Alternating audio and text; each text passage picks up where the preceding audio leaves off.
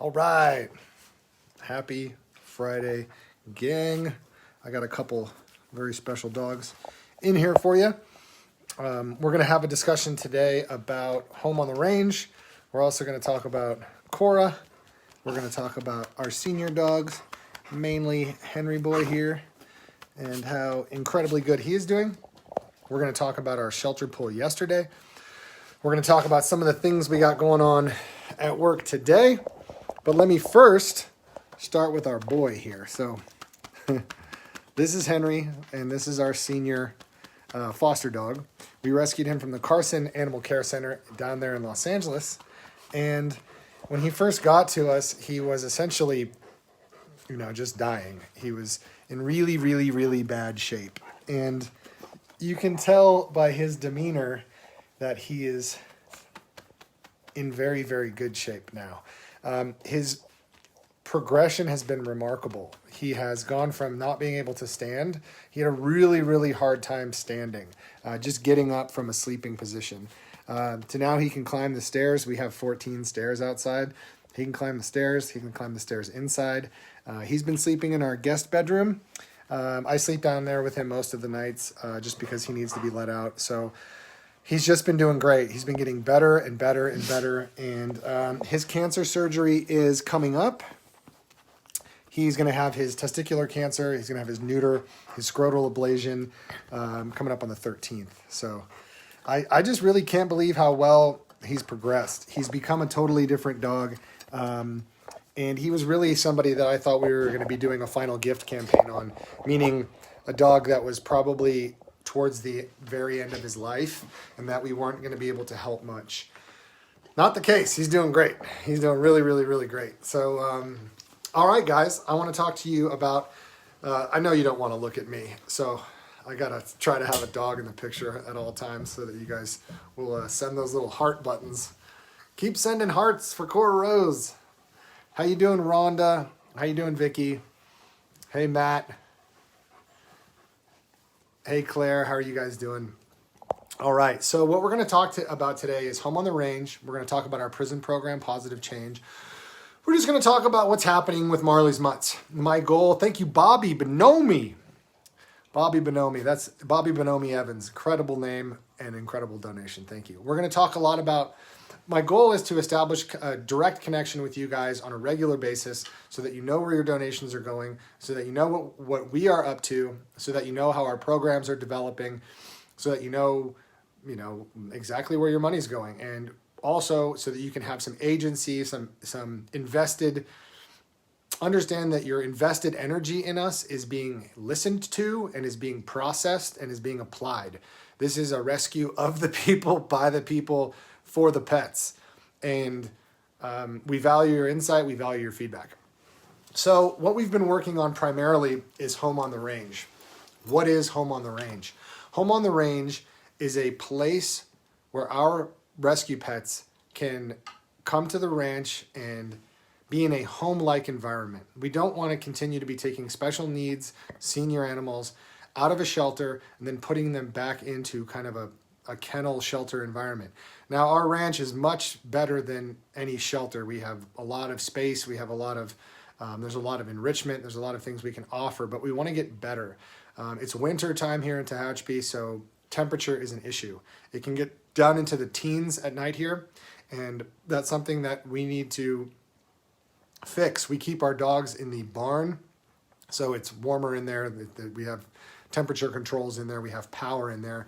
But we are seeking to do a lot more work with special needs and senior dogs. Special needs, senior, and reactive dogs are the ones being euthanized at the shelter. Now that we've reached no-kill status in Kern County, let me say it again, now that we've reached no-kill status in Kern County, the 10% of dogs that are being euthanized are special needs like Cora or senior dogs like Henry. And we don't like to see dogs like that who have been through incredible trials and tribulations lose their life. They've made it so far. In many cases, they've been abandoned. In most cases, it would be a terrible miscarriage of justice to have these dogs euthanized at the shelter. In many cases, too, we have to look out, thank you, Mary, we have to look out for, what up, Allison, the mental health and well-being of our shelter staff. When we can help rescue these dogs, these are the dogs shelter staff interact with very often. The sick dogs are the ones that have to go back to medical, that need interaction with staff. So they end up falling in love with them, and they don't want them to be put to sleep. And we don't want that either. We want a best case scenario for everybody. So, how can Marley's Mutts continue to best affect our community? The way that we can best affect our community is by giving access to hope and opportunity to the most vulnerable people and pets. The most vulnerable people and pets are incarcerated and formerly incarcerated people and senior and special needs pets. So that's what we're working on. We're putting a lot of our effort into senior pets, special needs pets, and formerly incarcerated.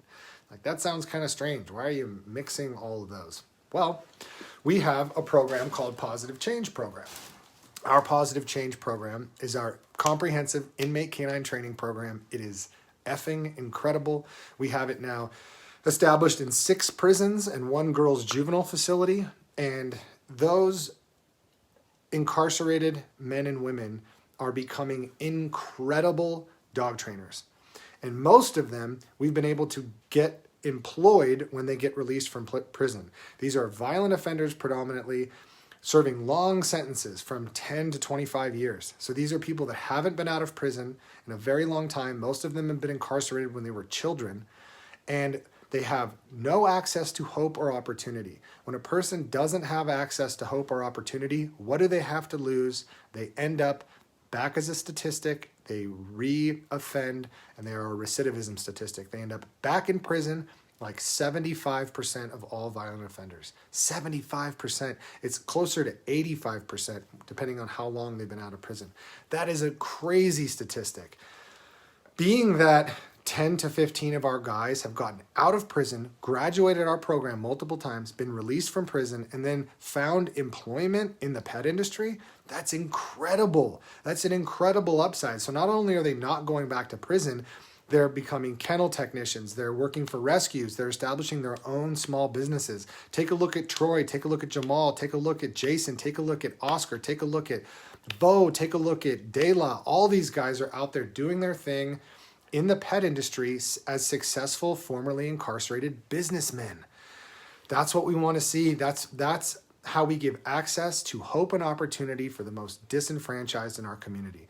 We want these human beings to be able to create a life for themselves, to be able to give back to the community that in some cases they've taken away from. I know as a taxpayer, I don't want them going back to prison at $80,000 per year.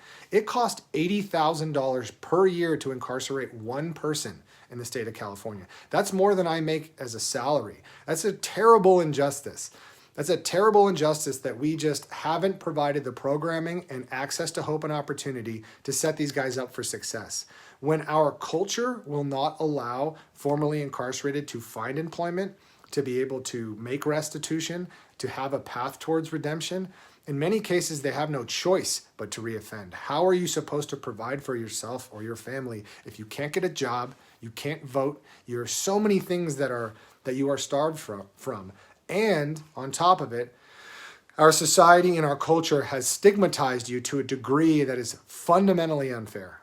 So that's why we're talking about formerly incarcerated. That's why we're talking about senior dogs and special needs. Each of these groups of people has been unfairly stigmatized, has been stigmatized to the point of being discouraged from engaging with. Don't adopt a senior dog, they have all these problems. Don't adopt a special needs dog, they have all these problems. Don't engage with a formerly incarcerated person. He's a bad guy, criminal. And what I'm here to tell you is that some of the best dogs on planet Earth are senior dogs. They've worked out most of their issues throughout their life and they just want to enjoy their golden years. I'm telling you, there's nothing like a senior pet. So all this information that we've been taught and told and has been disseminated to us is, in my opinion, very dishonest and incorrect. Senior dogs are the ish. Make no mistake about it. Special needs dogs are the ish. I mean, Cora Rose is my heart. She is mi corazón.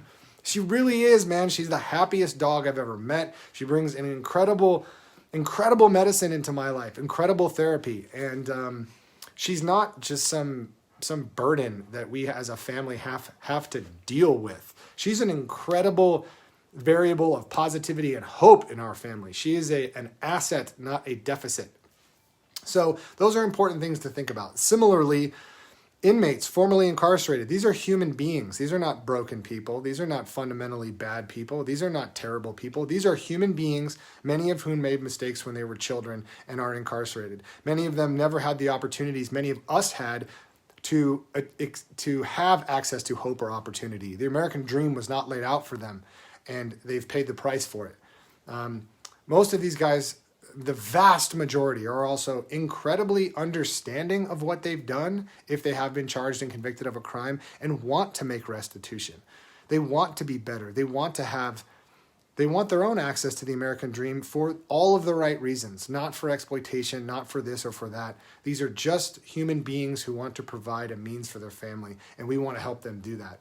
So, Home on the Range is a facility for our special needs and senior dogs. It's temperature controlled. We're able to follow shelter medicine protocols. That's what we're asking for. We're asking for you guys to help us with a facility whereby we can house our special needs and senior dogs, where they can be in more of a home-like environment instead of a shelter, where we can have our veterinary technicians follow shelter medicine protocols in a more contiguous way where they're not interrupted, and we can create that. And if we create that, our capacity to help dozens more special needs dogs and senior dogs will come to fruition.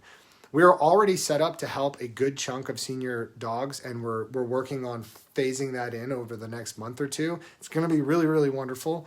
But we are hesitating to go full bore because we first want to have the temperature problem dealt with. It can get really cold here, and we want to make sure. That's one of the main reasons we need this is we need them to be comfortable. We need them to be 100% comfortable. So that's where we are, guys. That's what we're working on. Let me see if there's anything else. We had a really great pull yesterday. I'm not sure if you guys followed the live, but Lucy and Bernadette and Courtney and several others went to the shelter yesterday and pulled a whole bunch of dogs. And we're also picking up a pig tomorrow. Some of those dogs are staying with us. Some of those dogs are going to Reverse Rescue. I hope you guys follow Reverse Rescue. My boy Ty Freeze, Friis.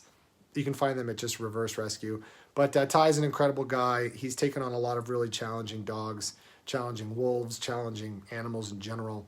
And we'll be visiting with him tomorrow. So follow along tomorrow. We're going live several times. Our goal is to bring you along with us. Our fundamental goal is to be a source, almost like an online periodical for you guys to check into, follow these story arcs, participate in dog rescue, come to the shelter with us, come on these rescue rides with us. This is your organization.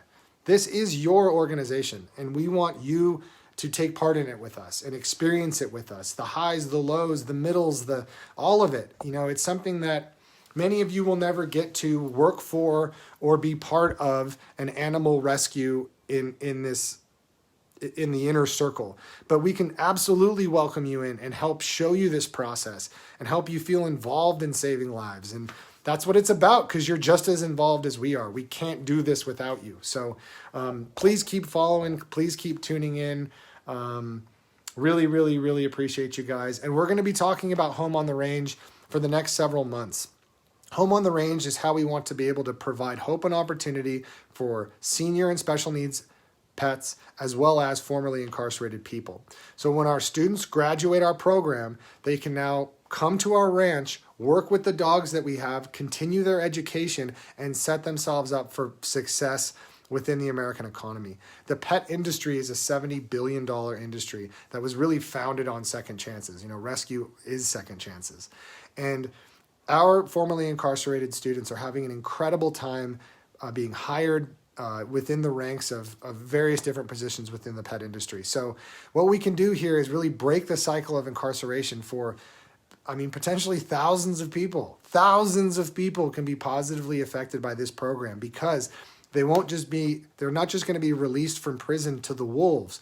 They're going to be released from prison with the tools, the programming, and the plan for success That's what it's all about, man. You guys were here for me. You guys were here to help pull me up from the depths. You know, when I came to Marley's Mutts and this started, I was in liver failure. I didn't have a day of sobriety in my life. I didn't know the first thing about how to live. I was scared of everything, all people, places, and things. And Marley's Mutts and working with animals helped pull me into a totally different trajectory. Now I'm here with you, and we want to be able to do that for others. So it's very important work. It's very important work. We are working with formerly incarcerated because in many cases we are their only hope. I wrote 4 or 5 parole hearing support letters last week. And, sorry, I'm getting emotional. It is tough to know that you are the only lifeline for certain people who are incarcerated, that they don't have many other tools or people that will listen to them or believe in them. And I didn't have, other than my dad, really anyone who believed in me. And not myself. I didn't believe in myself. But you guys believed in me. And that's what we're trying to do for these ostracized, maligned people and pets. We're wanting to believe in them. If we can just show our incarcerated brothers and sisters that we believe in them, that we believe in their ability to redeem themselves, to turn the page, to start a new chapter, that we see the inherent goodness in them, then amazing things will happen. I mean, look what happened to me, you know? So that's what we're doing. Yeah, Robbie's a great example. I mean, Robbie, if you guys don't follow Strength of Shadow Rescue, Robbie was really the impetus for our positive change program. I didn't know Robbie when he was incarcerated, but I met Robbie 2 weeks after he got out of prison. I think he was in for like 12 years, something like that. And when he was 17 or 18, he was very young when he got incarcerated. And he was really the motivating factor behind starting the prison program. When he came up to my house and adopted Shadow, a dog that I had been fostering who was reactive, it really helped change his life. And Robbie has now established a rescue called Strength of Shadow up in Lake Isabella. He's done a lot of great work here in Kern County. He's not someone that I speak to regularly, but he's someone who I love unconditionally and will always love. I mean, at a molecular level, you know, there's just certain people who, you know, you forge bonds that are, even though you go through stuff, they're impossible to break, and that's kind of what we have. So yeah, guys, it's, you know, hope and access to opportunity are things that we all deserve. We all deserve to have hope. We all deserve to have access to opportunity, and we're just trying to establish those simple ideas for some of the most disenfranchised people and pets around. And we have a really good way to do that. We have a really good way to make that happen. And I just really hope you guys will support us in that. Welcome, Robert. Thanks for the comments, Jackie. I appreciate you. Sue, Sharon, Sandy, Becky. You know, and the other really special thing about positive change is that we're helping shift cultural understanding of the incarcerated. The incarcerated are not terrible, inherently bad, evil, rip your head off, you know, all of the things that we've been taught that incarcerated people are. We've been taught that they're criminals. Not only have we been taught that they're criminals, we're taught that it's okay to call someone who's been in prison a criminal for the rest of their life. I've done a lot of bad things in my life. I've broken the law. I don't refer to myself as a criminal. I mean, I refer to myself as an alcoholic because I need to be humble. I need to understand that that's what I am. But I don't refer to, you know, the fact that our culture allows us to call human beings criminals for the rest of their life is really wrong. And it's something that we have to change. And what our program does is help humanize the incarcerated individual. These are parents. These are sons, daughters, grandparents, grandkids. These are human beings who have messed up, you know, just like all of us have. And they deserve some empathy. I'm not saying they deserve your sympathy, but they deserve to be understood, and they deserve to have an opportunity to redeem themselves. And that's what we try to do, is really offer an opportunity to redeem themselves. Everybody deserves that. And yeah, I really fundamentally believe that. So thank you guys for all the donations. We raised $225. greatly appreciated. I'm going to keep coming on here with you guys on Mondays and Fridays. Keep in mind, we're also going live tomorrow. It's going to be fun. We're going to go see Ty. There's also a pig involved, so it's going to be a fun day. So, tune in tomorrow. I'm not exactly sure what time. Just try to stay in the mix if you can. Love you too, Brandy. Appreciate you supporting the program. Jamie B, Tina Hunter, Christopher. Peace out, you guys. Much love. Talk to y'all later.